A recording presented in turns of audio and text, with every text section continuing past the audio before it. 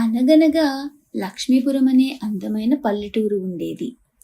ఆ ఊరిలో రాఘవ అనే గొప్ప ధనవంతుడు ఉండేవాడు. విశేషమేమిటంటే రాఘవే ఆ ఊరిలో అందరికంటే ఎక్కువ సంపద ఉన్న వ్యక్తి.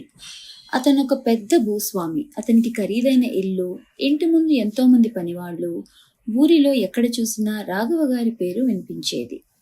కానీ అంత డబ్బు ఉన్నా అతని మనసులో మాత్రం మానవత్వం లేదు. అతడు పేదవాళ్లను అసలు మనుషుల్లా కూడా చూసేవాడు కాదు. సహాయం అడిగిన వాళ్లను అవమానించేవాడు. డబ్బు లేని వాళ్లతో మాట్లాడడమే తమ స్థాయికి తక్కువ అనుకునేవాడు.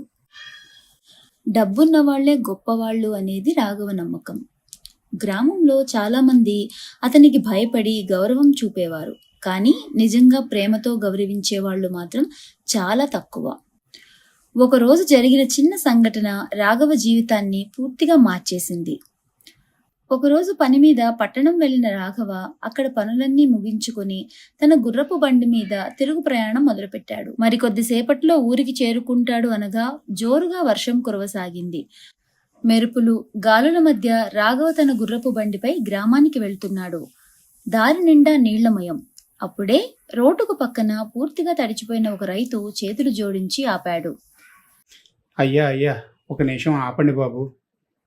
ఏంట్రా, ఏం కావాలి నీకు? బండెందుకు ఆపావు? అని కోపంగా అడిగాడు రాఘవ. బాబు, మా ఊరు ఇంకా చాలా దూరం ఉంది. ఈ వర్షంలో నడవలేకపోతున్నాను.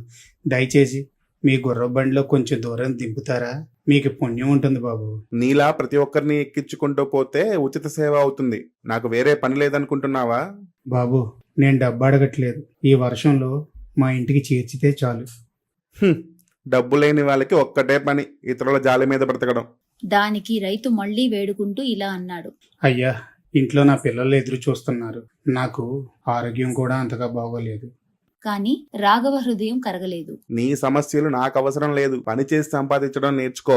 అప్పుడు ఇలా అడగాల్సిన అవసరం ఉండదు. రైతు కళ్ళలో నీళ్లు తిరిగాయి. వర్షపు నీడలో కలిసిపోయి ఆ బాధ కనిపించకుండా పోయింది. మెల్లగా ఇలా అన్నాడు. బాబు, డబ్బు ఉన్నవాడు గొప్ప కాదు, కష్టం తెలిసిన వాడే నిజమైన మనిషి. ఆ మాట విన్న రాఘవ కోపంగా, నాకే నీతులు చెప్తావా అంటూ గుర్రాన్ని వేగంగా ముందుకు నడిపించాడు. రైతు మాత్రం ఒంటరిగా వర్షంలో నిలబడి ఆ బండి దూరం అవుతున్న దిశగా నిశ్శబ్దంగా చూస్తూ ఉండిపోయాడు. అలా కొంత దూరం వెళ్ళాక వర్షం తగ్గిపోయి చల్లటి గాలి వస్తుంది. రోడ్డు పక్కన చిన్న టీ దుకాణం దగ్గర రాఘవ తన గుర్రపు బండిని ఆపాడు. దుకాణంలో ఉన్న వాళ్ళంతా అతని చూసి నిశ్శబ్దంగా అయ్యారు. ఏయ్, ఒక టీ తీసుకురా త్వరగా. అలాగే అయ్యా, ఇప్పుడే తీసుకొస్తాను. కొద్దిసేపటికి వేడివేడిగా టీ తీసుకువచ్చాడు ఆ దుకాణం వాడు. రాఘవ ఆ టీని కొద్దిగా తాగి, చా ఏంటిది అని ఎంత కోపంగా అరిచాడు. ఏమైందయ్యా? ఏమైనా పొరపాటు ఉంటే చెప్పండి. రాఘవ బలంగా కప్పును టేబుల్ మీద పెట్టి, టీలో చక్కెర ఉందా లేదా? ఇంత చెత్త టీ నేనెప్పుడు తాగలేదు. క్షమించండి అయ్యా, కొంచెం తక్కువ అయిపోయిందేమో. ఇంకో టీ చేసి ఇస్తాను అని అన్నాడు. కాని రాఘవ అతని అంతటితో ఆగలేదు. నీకు టీ చేయడం కూడా రాదా? రానివాడివి ఇలా దుకాణం పెట్టి నా సమయాన్ని ఎందుకు వృధా చేస్తున్నావు? అంటూ అందరి ముందు అవమానించాడు. అక్కడే మూలను కూర్చుని టీ తాగుతున్న ఒక ముసలాయన మెల్లగా లేచి, బాబు, చిన్న విషయానికి అంత కోపం ఎందుకు? తప్పు అందరూ చేస్తారు, మెల్లిగా చెప్పినా సరిపోతుంది కదా అన్నాడు. ఆ మాట విన్న రాఘవ మరింత కఠినంగా, ముసలోడివి, నీ పని నువ్వు చూసుకో. నేను ఎలా మాట్లాడాలో నువ్వు నేర్పించాల్సిన అవసరం లేదు. ప్రశాంతంగా ముసలాయన, గౌరవంగా మాట్లాడితే మనిషి విలువ పెరుగుతుంది తప్ప తగ్గదు బాబు. డబ్బు లేని వాళ్ళు ఇలానే నీతులు చెబుతూ ఉంటారు. ఉచిత సలహాలు ఇవ్వటం మానేసి మీ పని నువ్వు చూసుకోవయ్యా అన్నాడు రాఘవ. ఆ మాట విన్న వెంటనే అక్కడ ఉన్న వాళ్ళంతా మౌనంగా ఉండిపోయారు. ఒక్కరు కూడా ఏ ఒక్క మాట మాట్లాడలేదు. టీ దుకాణం వాడు తలదించుకుని నిలబడ్డాడు. ముసలాయన కళలో బాధ కనిపించింది. కాని రాఘవ మాత్రం గర్వంగా డబ్బుని టేబుల్ మీద విసిరేసి, ఇలాంటి టీ నాకు మళ్ళీ ఇవ్వద్దు. నువ్వు నీ చెత్త టీ నీ మొహంలాగే ఉందిలే అంటూ అక్కడి నుంచి లేచి వెళ్ళిపోయాడు. ఇతను వెళ్లిపోతుంటే అక్కడ ఉన్న ప్రతి ఒక్కరూ అతని వైపు చూస్తూనే ఉండిపోయారు. రాఘవ ప్రవర్తన ఇలాగే కొనసాగుతూ వచ్చింది. ఇలా కొంతకాలం తర్వాత రాఘవ దగ్గర గుమాస్తాగా పనిచేసే సురేష్ చాలా ఆందోళనగా రాఘవ దగ్గరకు వచ్చి ఇలా అన్నాడు. అయ్యా, నాదొక విన్నపం అయ్యా. తన వ్యాపార లావాదేవీలు చూస్తున్న రాఘవ లెక్కలు చూస్తూనే నిర్లక్ష్యంగా, ఏంటి అన్నాడు. కళ్ళలో భయం, గొంతులో వణుకుతో, మా అమ్మ ఆరోగ్యం చాలా క్షీణించింది. వైద్యుడి మా అమ్మ పరిస్థితిని చూసి చాలా విషమంగా ఉందని చెప్పాడు. 1-2 రోజులు సెలవిస్తే అమ్మ దగ్గర ఉండి వస్తాను అని అన్నాడు. రాఘవ ఒక్కసారి కూడా గుమాస్తా వంక చూడలేదు. నీకు పని తక్కువ, సాకులు ఎక్కువ. ఈ నెలలో ఇప్పటికే 2 సార్లు సెలవు తీసుకున్నావు కదా, ఇంకెన్ని సెలవులు కావాలి నీకు? ఈసారి పరిస్థితి చాలా కష్టంగా ఉందయ్యా. అమ్మ ఒక్కతే ఉంది. నేను లేకపోతే చూసుకునే వాళ్ళు ఎవరూ లేరయ్యా. దయచేసి నా పరిస్థితి అర్థం చేసుకోండి అయ్యా. ఇన్నాళ్ళు నాకు తోడుగా ఉంది మా అమ్మ మాత్రమే. ఇప్పుడు తను కూడా దూరం అయ్యేలా ఉంది. చిరాగ్గా కుర్చీలోంచి లేచి, ప్రతి ఒక్కరూ నీలాగే కారణాలు చెప్తారు. పని చేసేటప్పుడు బాధ్యత ఉండాలి. నువ్వు వెళ్ళిపోతే ఈ పనంతా ఎవరు చేస్తారు? వెళ్ళాలనుకుంటే ఉద్యోగం మానేసి వెళ్ళిపో. నిన్ను ఎవ్వరూ బలవంతం చేయట్లేదు, కానీ సెలవు మాత్రం ఇవ్వను అని అన్నాడు. ఆ మాట విన్న సురేష్ గుండె బరువెక్కిపోయింది. అయ్యో, అంత పని చేయకండి అయ్యా. ఉద్యోగం పోతే నేను ఆర్థికంగా చితికిపోతాను అని కన్నీళ్లు పెట్టుకున్నాడు. కానీ రాఘవ మనసు మారలేదు. నాకు నీ ఇంటి కథలు అవసరం లేదు. ఇక్కడ పని ముఖ్యం, భావోద్వేగాలు కాదు అని అన్నాడు చాలా నిర్లక్ష్యంగా. సురేష్ కళ్ళలో నీళ్లు జారిపోయాయి. అతను మాట్లాడలేక తలదించుకున్నాడు. అక్కడ ఉన్న మిగతా వాళ్ళు కూడా ఆ దృశ్యం చూసి చాలా బాధపడ్డారు. కానీ రాఘవ ముందు ఎవరూ నోరు విప్పలేకపోయారు. సురేష్ మెల్లగా వెనక్కి నడుస్తూ కళ్ళు తుడుచుకుంటూ వెళ్ళిపోయాడు. అతడు వెళ్ళిపోతుంటే రాఘవ మాత్రం ఏమీ జరగనట్లు మళ్లీ తన లెక్కలు చూసుకున్నాడు. ఇలా రోజులు గడుస్తూ ఉన్నాయి. రాఘవకి సంపాదన పెరిగింది, కానీ చుట్టూ ఉన్న మనుషులు తగ్గిపోయారు. ఇది గమనించిన తన భార్య ఇలా అంది, ఎందుకు ఇలా మారిపోతున్నారు మీరు? డబ్బు సంపాదిస్తున్నారు, కానీ మనుషులను కోల్పోతున్నారు. మంచితనం, మానవత్వం లేకపోతే ఎవరూ మనస్ఫూర్తిగా మనతో ఉండరు. అహంకారంగా నవ్వుతూ రాఘవ, నేనే తప్పు చేయట్లేదు. వాళ్ళకి డబ్బు అవసరం ఉంటే చచ్చినట్టు నా కాళ్ళ దగ్గరికే వస్తారు అని నవ్వి వెళ్ళిపోతాడు. ఇలా కొన్ని రోజుల తర్వాత ఓ రాత్రి భారీ వర్షం పడుతుంది. రాఘవ తన గుర్రపు బండిలో ఇంటికి వస్తుండగా పక్కనే ఉన్న కొండపై నుంచి ఒక పెద్ద రాయి దొర్లుకుంటూ వచ్చి అతని గుర్రపు బండిపై పడుతుంది. బండరాయి భారీగా ఉండడంతో తన కాలు రాయి కింద పడి గాయాలతో ఇరుక్కుపోయాడు రాఘవ. చుట్టూ ఎవరూ లేరు. వర్షం ఇంకా గట్టిగా కురవసాగింది. నొప్పితో రాఘవ, ఎవరైనా కాపాడండి, గాయాలతో ఉన్నాను, కాపాడండి అంటూ బలహీనంగా అరవసాగాడు.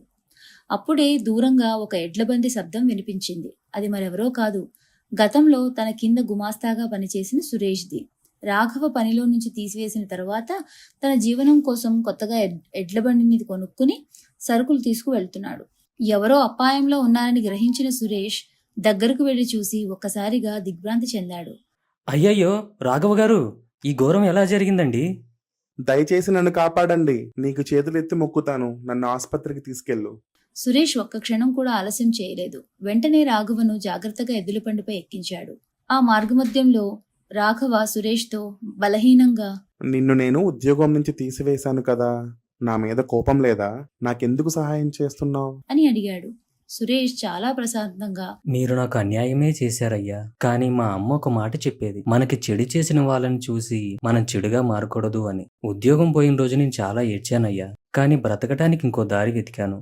ఈ బండి కొనుక్కొని పని మొదలు పెట్టాను. కష్టం మనిషిని పడగొట్టదయ్యా, ఎలా మళ్ళీ పైకి లేవాలో నేర్పిస్తుంది. మీ మీద నాకు ఎలాంటి కోపమూ లేదు. పదండి, ముందు మీకు వైద్యం చేపిస్తాను.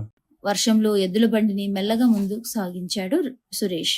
రాఘవ కళ్ళలో మొదటిసారి గర్వం కరిగిపోతూ కనిపించింది. తను చేసిన పనికి సిగ్గుపడ్డాడు.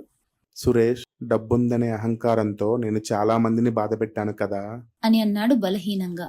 చిన్నగా నవ్వి సురేష్, తప్పు చేయడం మనిషికి సహజమయ్యా, కానీ తప్పు తెలుసుకుని మారటం గొప్ప విషయం. దానికి ఎంతో పెద్ద మనసు కావాలి అని అన్నాడు సురేష్. ఆ మాటలు రాఘవ గుండెల్లో బలంగా తాకాయి. ఆసుపత్రి వద్దకు చేరుకున్నాక సురేష్ జాగ్రత్తగా రాఘవని లోపలకు తీసుకువెళ్లాడు.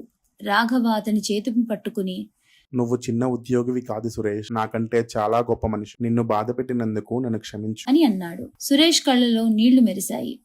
ఆ రోజు రాఘవకు తెలిసింది, డబ్బు మనిషిని పెద్దవాడిని చెయ్యదు. మంచి మనసు, మానవత్వమే నిజమైన గొప్పతనం అని తెలుసుకున్నాడు. ఆసుపత్రి నుంచి రాగానే తాను పూర్తిగా మారిపోయాడు. ఉద్యోగులతో గౌరవంగా మాట్లాడడం మొదలుపెట్టాడు. పేద పిల్లలకి చదువుకి సహాయం చేశాడు. టీ దుకాణం యజమానికి మరియు ముసలాయన్ని కలిసి క్షమాపణలు కోరాడు. కొన్ని నెలల తర్వాత పాఠశాల వేడుకకి ముఖ్య అతిథిగా రాఘవని పిలిచారు. అక్కడ ఒక చిన్న బాలుడు రాఘవని ఇలా అడిగాడు, నీలా గొప్పవాళ్ళవ్వాలంటే ఏం చేయాలండి? మంచితనం, మానవత్వం, ఇతరులకు సహాయం చేసే గుణంలోనే అసలైన గొప్పతనం ఉంది బాబు. డబ్బు సంపాదిస్తేనే గొప్ప కాదు, మంచి మనుషులను, స్నేహితులను సంపాదించుకోవడంలోనే అసలైన గొప్పతనం ఉంది బాబు అని రాఘవ అంటాడు. ఈ మాటకు చుట్టుపక్కల ఉన్న వాళ్ళందరూ గట్టిగా కరతాళ ధ్వనులు చేయసాగారు. ఈ కథలోని నీతి ఏమిటంటే, మనిషికి డబ్బు చాలా అవసరం, కానీ డబ్బే సర్వస్వం కాదు. మన తోటివారు ఆపదలో ఉన్నప్పుడు సహాయం చేయటం, ఇతరులతో మానవత్వంతో మెలగటం, మంచితనం కలిగి ఉండడం చాలా ముఖ్యం. మనల్ని ఆప్యాయంగా పలకరించే వాళ్ళు లేనప్పుడు మన దగ్గర ఎంత డబ్బులు ఉన్నా వ్యర్థమే. కథ కంచికి మనం ఇంటికి.